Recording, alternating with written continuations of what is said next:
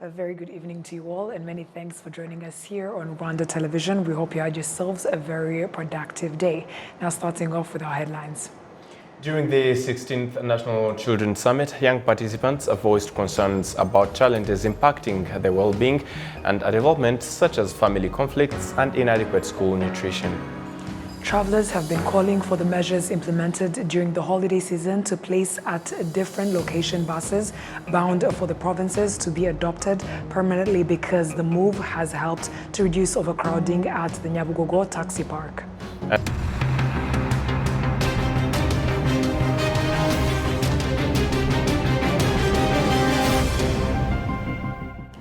We are very glad to have your company tonight. My name, as always, is Sam Kalisa. And my Martina Vera. How are you doing, Martina? I'm very good. How are you enjoying the festive season? Very, very great. It looks like you enjoyed too much and your voice is affected. I know, it's the weather, but we're getting ready for 2024. Absolutely. Yes. We'll start it off. Yes, so during the 16th National Children's Summit, young participants voiced concerns about challenges impacting their well-being and development, such as family conflicts and inadequate school nutrition. They fervently called upon relevant authorities to promptly address these issues. We have more on this report. Niganze Honorine from Nyanza district has physical disabilities and was elected to represent children with disabilities at country level. She applauds the country's leadership for always taking care of her and her fellows. I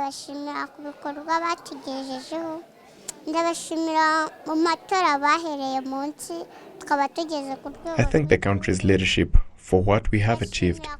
We started elections from the local level to country level. We thank President Paul Kagame for always thinking about us and taking care of us.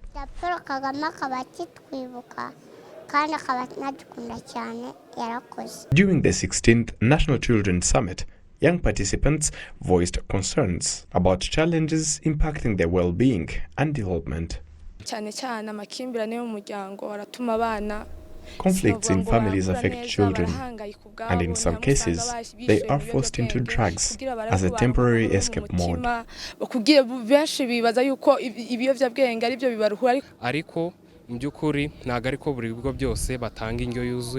Not all schools provide adequate nutritious feeding. Even where they do, you find that it is not enough, which affects children in different ways. Also elected was children representatives at country level. They are happy that their views were included in the resolutions of the meeting.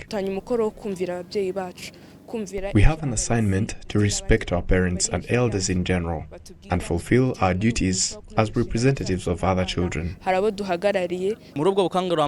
will participate in the campaign to encourage children not to consume alcohol, as well as encouraging them not to drop out of school.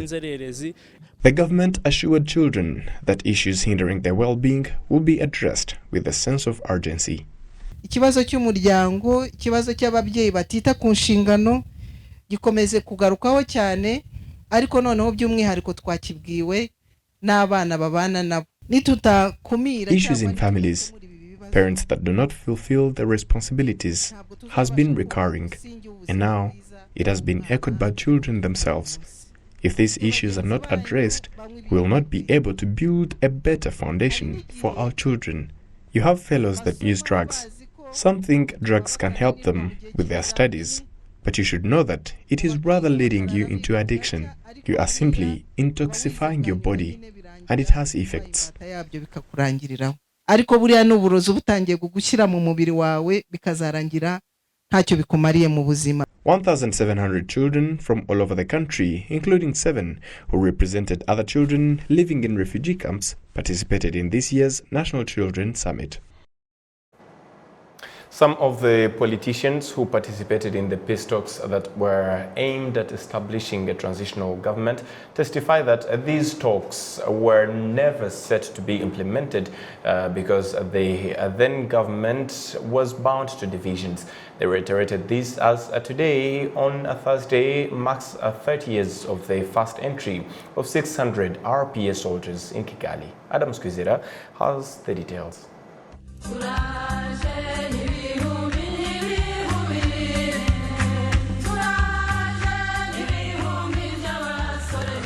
December 28th, 1993. December 28th, 2023. 30 years ago, the 600 RPF Inkotanyi soldiers chanted towards the Kigali city, where they were escorting 28 RPF politicians who were said to be integrated in the transition government, as was part of the Arusha peace treaties, whereas that transitional government was supposed to be in place by January 1994. One of the RPF politicians, Tito Rutaremara, testifies that for them, they were interested in implementing the agreement signed in Arusha in August 1993, but it was not the same for the Habyarimana's government. Twari tuzi ko ku itariki ya kabiri twazajyaho guverinoma. We came knowing that on the 2nd there will be the swearing in of the transition government. Unfortunately, it didn't happen, since the person who was in the position to call that was the president, but he didn't do so.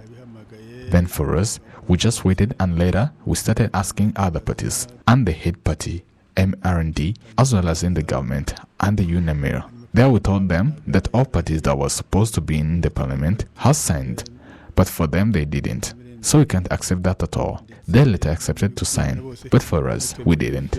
Because SEDA was the only party that have been spreading the hate speech and divisionism among Rwandans, where actually they were really violating the conduct that was signed. Then we say that even if they can sign, but for us, we can't ever accept that. Twashyizeho umupati yose arayisinye, iyo ntiyayisinye nubwo yayisinye kandi irakora ibindi ntabwo twabyemera. Some of the residents of Kigali who saw the troops entering the city says that they saw that they are the end of divisive and violent actions carried out by the government at that time. Harimo ibyishimo byuko It was a joyful moment for that they came, since there are others that wished them to come, because it was a milestone. But on the other side, there were others who were nervous. For us, we thought that the problem is gonna be solved. We knew that they came after the agreements dedicated to the approval of the transitional government. So for us, we took it as a milestone towards peace. FPR zigiye kuvanga n'iza leta n'abanyepolitiki b'abadepite b'abaminisitiri bagabanya imyanya. Rero twumvaga yuko ari intambwe ikomeye cyane. In January 1994, it was scheduled for the oath of the members of the transition government, but it didn't happen, because that day only the president of the transition government, Habyarimana Juvenal, which affected negatively Arusha peace agreements. For Lieutenant General Romeo Dallaire, who was the commander of the UN peacekeeping mission in Rwanda, finds that the pressure of the members of Habyarimana's government at that time was the main hindrance of the implementation of those agreements. And the second thing is that they wanted it to be done fast. They wanted it to be done cheap. And in doing that, they cut corners, and so it was impossible for the UN to be able to get the resources from countries who didn't really think it was a big problem to be able to build up to meet the peace agreement. Afterwards, then in the content of the agreement, it was very, very detailed and so on, and those were negotiated, and I've got no problem with the options of how to ultimately implement it. It was just the time frame and the resources to be able to give a chance to the Rwandan people and politicians and deciders to be able to do it in a more serene way than in constantly under pressure and constantly being pushed. And once the group, in fact, kept saying it had to be done fast because they were worried that the agreement would not stand. And so they were creating frictions instead of helping to implement it. Ambassador Joseph Nsengimana, who was a member of the PL party at that time, which was one of the parties that was supposed to have seats in the transitional government, explains the reason why the party was considered to be in opposition to the government at that time. Ni ukuvuga ko leta yose yasubanyaga abanyarwanda ku bagize PL. The government used to divide people, but for us PL, we had the same ideology with RPF for uniting Rwandans, since for us, we were dedicated to provide equal rights to all Rwandans, which is contrary to Habyarimana and Kayibanda's government for abolishing the inequality. As the government that had in its plans to carry out genocide against Tutsi, delaying the implementation of the peace agreements was one of the things that helped them to achieve those goals. Apart from protecting the politicians who are in the building of the renowned headquarters of the National Development Council, CND, the 600 soldiers played a vital role in rescuing people at the beginning of the genocide against Tutsi, as Tito Rutaremara explains. Refugees started to come over the CND building. That's why we established a sick bay and feeding those refugees on the second day. But on the first day, the refugees started coming from Randall's place as we were waiting for the support.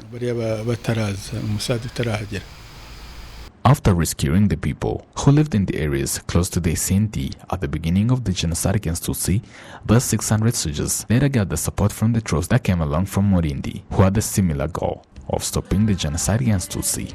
Adam Squizera, RTV News. Thank you, Adam Squizera, for that walk down memory lane. Now, entrepreneurs in the hospitality and service sector, namely bars, restaurants, and hotels, demonstrate that enhancing hygiene and quality service delivery is a responsibility, as if not considered, it not only affects their businesses, but the sector and the country at large. Prince Manzi with more. In these festive seasons, there's a flow of people needing services in bars, restaurants, and hotels as part of enjoying the festivities. There's also a flow of tourists enjoying the festive seasons in Rwanda. This increase of touristic venues and activities is to go hand in hand with quality service delivery and hygiene, as elaborated by the Deputy Chief Executive Officer of the Rwanda Development Board, Neri Mukazaire. Hari ibikorwa bijyanye n'ubukerarugendo byiyongereye, ibyo byose byongera ku bukungu. There is an increase of touristic activities, and this highly contribute to the economy, but we should not forget the essential. The essentials are quality service delivery, which means that our work is done well. The second is to enhance hygiene, because you are to provide quality services in a clean place. Entrepreneurs in the hospitality and service sector in Kigali City, namely bars, restaurants, and hotels, demonstrate that enhancing hygiene and quality service delivery is not festive season speciality, but rather their responsibility. In these festive seasons, we are happy that we are gaining money. It has been a habit. We are to always have hygiene at our workplace for our clients, to even see that we are providing good quality. This is also emphasized by clients that say that there was a gradual change in service delivery. The National Institute of Statistics of Rwanda demonstrates that in the third quarter of 2023, the service sector contributed 46% to the GDP, that increased by 7.5%. The government of Rwanda aims at increasing the number of citizens satisfied with service delivery from 67.7% in 2017 to 90% in 2024. The RGB scorecard report demonstrated the rate to be currently on 78.28%. Prince Manzi, OTV News.